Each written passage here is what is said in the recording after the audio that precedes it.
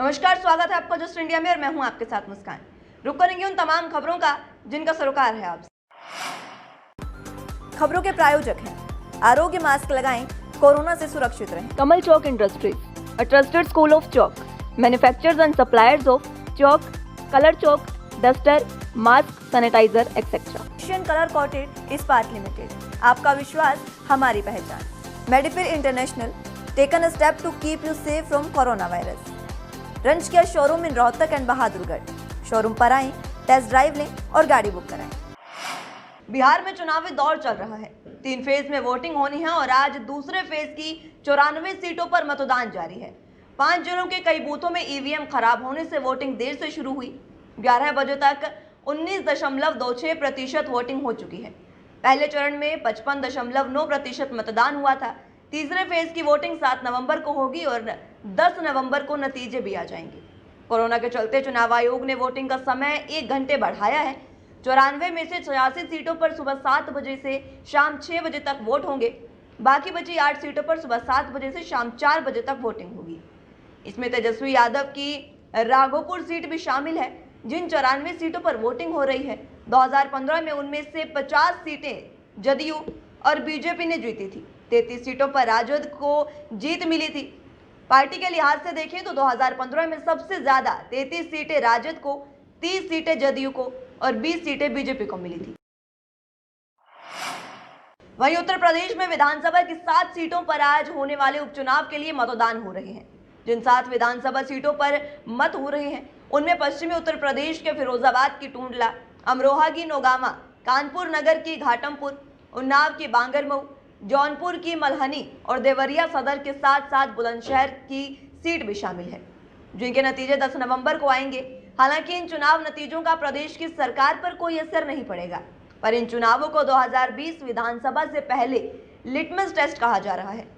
उत्तर प्रदेश की इन 7 सीटों पर होने वाले उपचुनावों को बीजेपी सरकार के लिए टेस्ट माना जा रहा है। फिलहाल कोविड-19 महामारी के कारण उपचुनावों के लिए बड़े प्रबंध किए गए हैं। चुनाव कर्मियों के लिए पीपीई किट, अधिक मतदान केंद्र, थर्मल स्क्रीनिंग, सैनिटाइजर, मतदाताओं के लिए मास्क और दस्ताने और सोशल डिस्टेंसिंग करना शामिल है। बहरहाल सीएम योगी आदित्यनाथ ने कोरोना संकट के बीच सावधानी से मतदान की अपील भी की। बता दें कि देवरिया सीट बीजेपी विधायक जन्मजय सिंह के आकस्मिक निधन से खाली हुई थी। वहीं सपा से कद्दावर नेता ब्रह्मशंकर त्रिपाठी, कांग्रेस से मुकुंद भास्कर मणि त्रिपाठी, बसपा से अभयनाथ त्रिपाठी और बीजेपी से डॉक्टर सत्य प्रकाश मणि त्रिपाठी मैदान में है। वहीं जौनपुर की मल्हानी सीट पूर्व कैबिनेट मंत्री और सपा के कद्दावर नेता पारसनाथ यादव के निधन से रिक्त हुई है। कैबिनेट मंत्री चेतन चौहान के आकस्मिक निधन के बाद अमरोहा में नौगामा सादत सीट खाली होने पर उपचुनाव हो रहे हैं। यहाँ पर सभी राजनीतिक दलों ने अपनी प्रतिष्ठा मैदान में उतारे हैं और बीजेपी ने चेतन चौहान की पत्नी संगीता चौहान को अपना उम्मीदवार बनाया है। वहीं कोरोना संकट काल के बीच उत्तर प्रदेश विधानसभा की 7 सीटों पर आज सुबह 7 बजे से ही मतदान शुरू हो गया है। मतदान केंद्रों के आसपास सुरक्षा के भी पुख्ता इंतजाम किए गए हैं। इस बीच निर्वाचन आयोग के मुताबिक सुबह 11 बजे ओवरऑल 18.49% मतदान हुआ है। इस दौरान सबसे कम जौनपुर की मल्हनी सीट पर 15% मतदान हुआ, जबकि सबसे अधिक नौगांव सादात में 23% मतदान हुआ है। फिरोजाबाद के टूंडला विधानसभा में बूथ संख्या 30 पर ग्रामीणों ने उपचुनाव का बहिष्कार किया। ग्रामीणों का आरोप है कि गांव में कोई विकास कार्य नहीं हुआ है। उनका कहना है कि विकास नहीं तो वोट भी नहीं।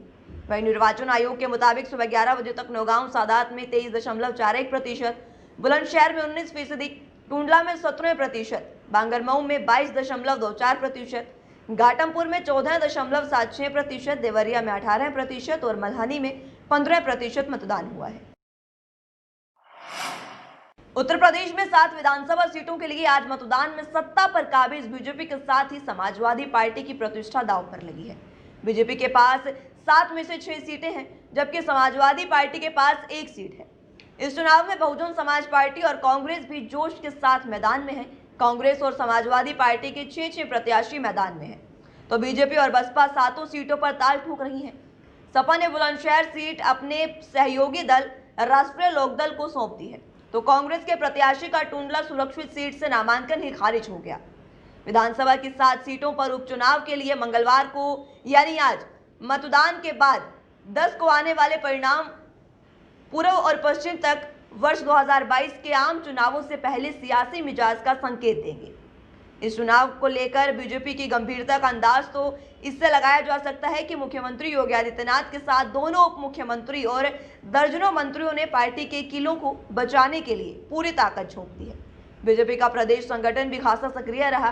प्रमुख विपक्षी दलों के नेता सपा के मुखिया अखिलेश यादव, बसपा प्रमुख मायावती और कांग्रेस के उत्तर प्रदेश की प्रभारी प्रियंका गांधी वाड्रा ने उपचुनाव के प्रचार से दूरी बनाए रखी। इन दलों के प्रत्याशियों ने अपना पूरा जोर लगाया। इनके प्रदेश स्तर के नेता भले ही प्रचार कार्यक्रमों में लगे रहे।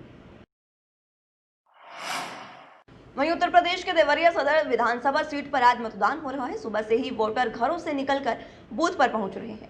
इसी कड़ी में देवरिया जिला अधिकारी अमित किशोर ने भी अपना वोट डाला। बूथ पर वोटरों का थर्मल स्क्रीनिंग, सैनिटाइजर और मास्क की व्यवस्था भी की गई है। डीएम ने कहा कि 264 नंबर मॉडल बूथ पर उन्होंने भी वोट डाला है और लोगों से भी अपील की कि ज्यादा से ज्यादा संख्या में बूथ पर पहुंचे और वोट कर लोकतंत्र के इस पावन पर्व में सहभागी बने। उन्होंने कहा कि सभी मतदान केंद्रों पर कोविड प्रोटोकॉल का ध्यान भी रखा गया है। यह विधानसभा का उपचुनाव है।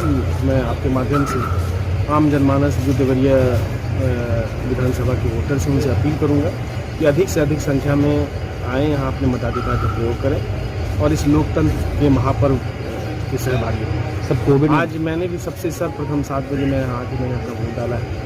और जैसे आपने कोविड के बारे में पूछा, तमाम जो हमारे बूथ हैं उस पर जो कोविड प्रोटोकॉल्स हैं, मतदाताओं का टेम्परेचर लिया जा रहा है, उनको भारत निर्वाचन आयोग के द्वारा निःशुल्क मास्क, उनके हाथ को सैनिटाइज किया जा रहा है, सारी व्यवस्था है और सोशल डिस्टेंसिंग और अन्य चीज़ों का भी विशेष रूप से ध्यान। खबर बुलंदशहर से है, जहां औरंगाबाद के गांव जनोरा में मधुगंग नहर की पटरी कटने से गांव में पानी भर गया है। पूरा गांव जलमग्न हो गया है। तेज बहाव से लगातार नहर का कटान भी बढ़ता जा रहा है, जिसके बाद स्थानीय लोगों में दहशत का माहौल है। हालांकि ग्रामीणों ने मवेशियों को बचाने की पूरी कोशिश की है। सूचना के बावजूद सिंचाई प्रशासन अभी तक मौके पर नहीं पहुंचा है। वहीं ग्रामीणों में सिंचाई विभाग के खिलाफ इसी को लेकर रोष भी व्याप्त है। वहीं यूपी के बुलंदशहर में बाइक में पेट्रोल डालने को लेकर जमकर हंगामा हुआ। पेट्रोल पंप के सेल्समैन और बाइक सवार के बीच इस दौरान झड़प हो गई। मामला मात्र 10 रुपए का था। दरअसल पेट्रोल पंप के कर्मचारी ने 10 रुपए का ज्यादा पेट्रोल डाल दिया था, जिसको लेकर 10 रुपए मांगने पर यह विवाद हुआ। 10 रुपए ना देने पर सेल्समैन ने बाइक सवार को जमकर पीटा और पिटाई की यह पूरी घटना सीसीटीवी में भी कैद हो गई। हालांकि मौके पर पहुंची पुलिस ने शांति भंग करने के लिए दोनों पक्षों का चालान किया। बता दें कि पूरा मामला खानपुर थाना क्षेत्र के ठकरौली पियाऊ स्थित पेट्रोल पंप का है। वहीं पीलीभीत में टाइगर रिजर्व आज से पर्यटकों के लिए खोल दिया गया है। अब पर्यटक 15 जून तक इसका लुत्फ उठा सकेंगे। पीलीभीत टाइगर रिजर्व मुख्यालय के पास बने प्रवेश द्वार पर डीएम और एसपी और बीजेपी विधायकों ने हरी झंडी दिखाकर पर्यटकों को रवाना किया। तो वहीं वन मंत्री ने लखनऊ से ऑनलाइन इसका शुभारंभ किया। इस मौके पर पहले दिन फ्री कई सफारी जिप्सी गाड़ियां स्कूली बच्चों और पर्यटकों के लिए भ्रमण के लिए रवाना हुई। जंगल में बने चूका पर्यटक स्पॉट पर थारू हंट, बैम्बू हट और ट्री हट में ऑनलाइन बुकिंग के द्वारा बुक कराकर पर्यटक रात्रि विश्राम कर सकेंगे। इसके लिए ऑनलाइन बुकिंग की भी व्यवस्था की गई है। गौरतलब हो कि पीलीभीत में 71,000 हेक्टेयर में फैला एक घना जंगल है, जिसमें पीलीभीत टाइगर रिजर्व बनाया गया है। टाइगर रिजर्व में 60 से 65 टाइगर के साथ ही तमाम वन्य जीव मौजूद हैं, जो पर्यटकों के लिए किसी अजूबे से कम नहीं है। ये टाइगर रिजर्व हर साल 15 नवंबर से शुरू होकर 15 जून तक पर्यटकों के लिए खोला जाता है, लेकिन कोरोना के चलते पिछले सीजन में टाइगर रिजर्व 15 जून से पहले बंद हो गया था। इसलिए इस बार 15 दिन पहले टाइगर रिजर्व पर्यटकों के लिए खोल दिया गया है। इस बार टाइगर रिजर्व प्रशासन ने 15 पॉइंट तय किए हैं, जहां से पर्यटक जंगली जानवर और प्रकृति का लुत्फ उठा सकेंगे। जंगल में ही चूका पर्यटन स्थल में है, जिसे मिनी गोवा कहा जाता है। यहाँ 22 किलोमीटर एशिया का सबसे लंबा मिट्टी का डैम है, जो लोगों को समुद्र का एहसास करवाता है। रिजर्व के पर्यटन सत्र की आज शुरुआत हो रही है। माननीय मंत्री जी द्वारा लखनऊ से वर्चुअल तरीके से इसका शुभारंभ करा गया। यहाँ पे भी शुभारंभ के मौके पे सभी जनप्रतिनिधिगण और सभी अफसर मौजूद रहे। इस बार इस सत्र में हम लोग टाइगर के साथ साथ जो इस क्षेत्र में अन्य भी बिंदु हैं, आकर्षण के बिंदु हैं, 15 ऐसे बिंदु चिन्हित करे गए हैं। उन 15 पॉइंट्स को सैलानियों के लिए खोला गया है, जैसे क्रोकोडाइल पॉइंट हो गया, वाटर पॉइंट हो गया, सनसेट सनराइज पॉइंट हो गया, सूर्यताल हो गया, इस तरह से कई पॉइंट आइडेंटिफाई करके उनको चिन्हित करके पर्यटकों को लाया जा रहा है।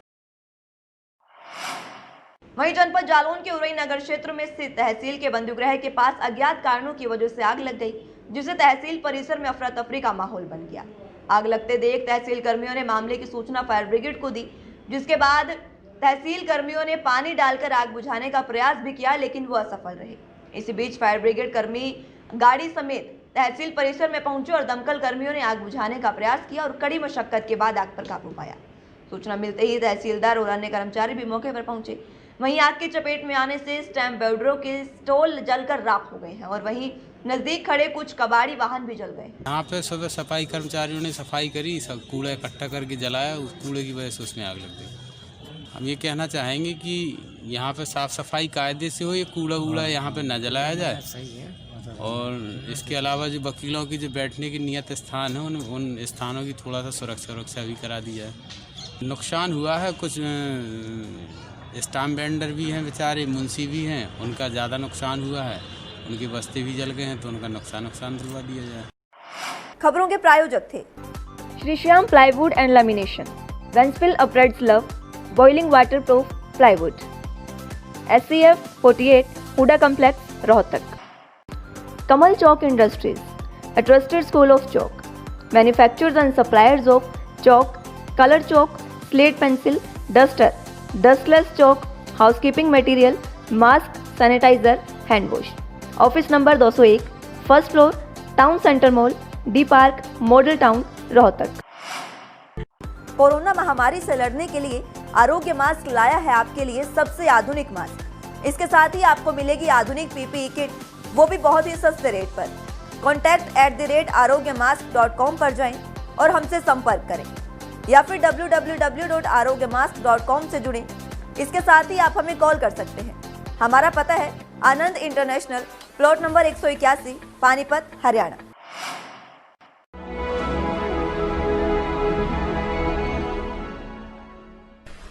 चाचा, आपने नया घर बनवाया है तो घर की छत पर कौन सी शीट लगवाई है? बेटा, मैंने अपने घर की छत पर एशियन शीट लगवाई है, क्योंकि वो कभी न मिटने वाले ओरिजिनल निशान की चादरें हैं। साथ में ISI का चिन्ह, 5 साल की वारंटी के साथ साथ पैसों का सही मूल्य देने वाली वही इकलौती शीट्स हैं। क्योंकि नाम नहीं, पहचान जरूरी है। फिलहाल के लिए इतना ही। जुड़ रहिए जस्ट इंडिया के साथ। नमस्कार।